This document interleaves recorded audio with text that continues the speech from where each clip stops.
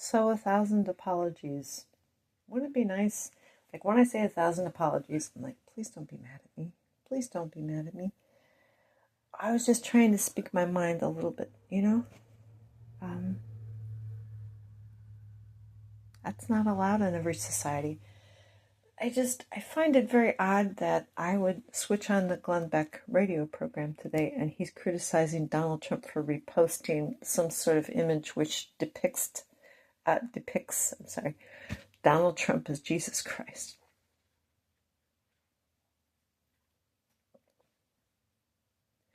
Well, I mean, Christ lives in each and every one of us who's born again. So, Christ in me, the hope of glory, correct? That comes from the Bible. I used to attend a church that was against graven images, certainly.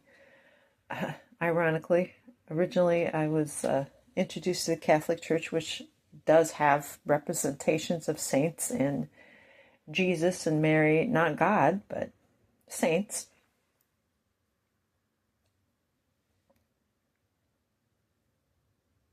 I even had an older lady, a neighbor lady who was a friend that had all these pictures of Jesus all over the place.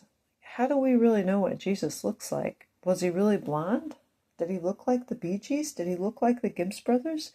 Or did he look darker? Lately, people are in movies, he's being depicted as a darker, more swarthy person. It doesn't really matter. Thou shalt not make any graven image.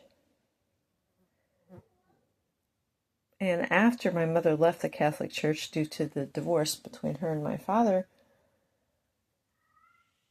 we stopped going to the Catholic Church because I guess she wasn't allowed to go. It was just so abrupt. It was really unsettling. And so I said, Mom, can you please take me to... My mom wouldn't attend with me, but she would drop me off at like this Baptist church. And I was attending Sunday school one day, and this lady says, they worship Mary in that Catholic church. Like, oh, I didn't say anything. No, that's not true. I was never taught to worship Mary. I don't really remember seeing images of Mary or, obviously we see statues from time to time, but nobody's bowing down and worshiping them, are they? I don't think so. So I thought, wow, there's such a misconception. But I just find it a little bit unusual that you have decided to criticize our president. After everything he's suffered, he took a bullet for you. After everything he's suffered, you're going to criticize him for sharing an image? So I wonder, are you an iconoclast or something? Okay, I'm sorry.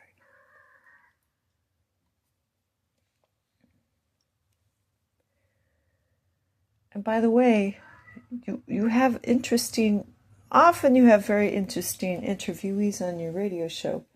But anytime you have women on, they're like completely boring. All they can talk about is like math and statistics and blah, blah, blah. It's like totally going over my head.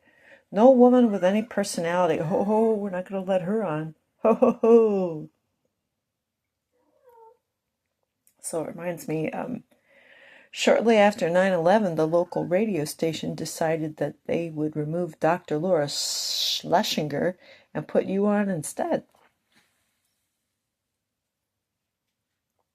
Interestingly enough, I thought that my mother would really like Dr. Laura because I thought my mother really had the same kind of attitude that Dr. Laura had.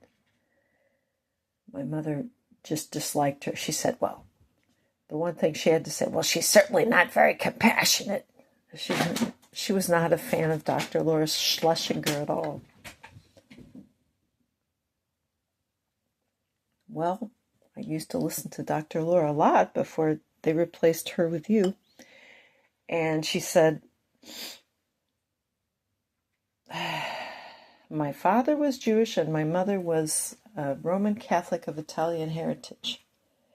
And sometimes in school, the kids would tease her and say, your mother's a dirty immigrant, because her mother was from Italy. And she said, no, my mother wasn't a dirty immigrant. I know she showered at least once a week or something, or once a day, whatever she said.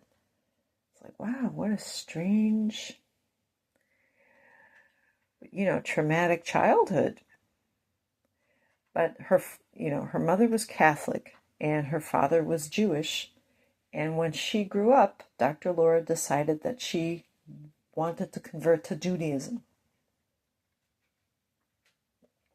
And then her mother stopped talking to her. See, that's the end of the story. I don't know, because 9/11 happened. So as she was just so sad that her mother completely froze her out of her life because she had renounced her faith in Jesus Christ. It is troubling.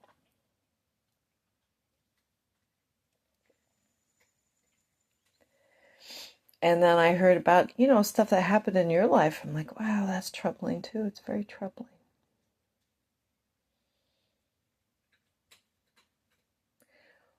Well, when I when I was in college earning my Bachelor of Arts degree in English from The Ohio State University, we had a teacher that didn't quite march to the beat of the same drummer. You know what I'm saying? And yeah, I'm just saying he was a little bit off the wall. And he had this class called the Adventure Novel. And so one of the novels we had to read was like The Island of Dr. Moreau. It's like, ugh.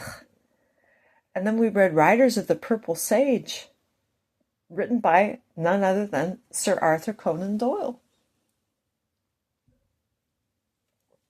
I didn't really have an opinion one way or another of that church, but they were depicted as horrible, fiendish people in, it's, to me, it's very puzzling. Arthur Conan Doyle was from England, and how did he know so much about the Mormons? I don't know. So for a while, I had a negative opinion because I read that. I'm like, oh wow, they must be really terrible people. And sometimes I think it was the Mormons. They were like the little missionary people riding their bikes and wearing their little helmets. And they would stop me. Excuse me, do you know Jesus? I'm like, I'm not really interested in joining your church. But, God is going to judge everybody someday. We must act according to our own conscience.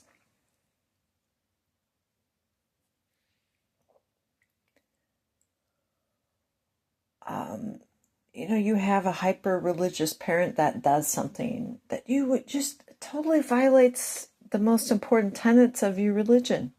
Not tenants, but tenets. I know the difference. Oh, you're just like, well, I'm trying to... the fact that they won't apologize for it, I think that was the thing that really bothered me, that they just wouldn't apologize. I mean, I had the one parent who was sort of an agnostic and kind of profane in his own way. I mean, he would definitely say Jesus Christ, but it was basically a curse word.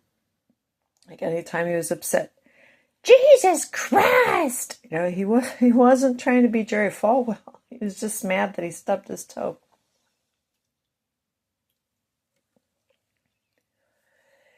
In my opinion, it isn't right to criticize Trump for reposting something depicting himself as Jesus because, after all,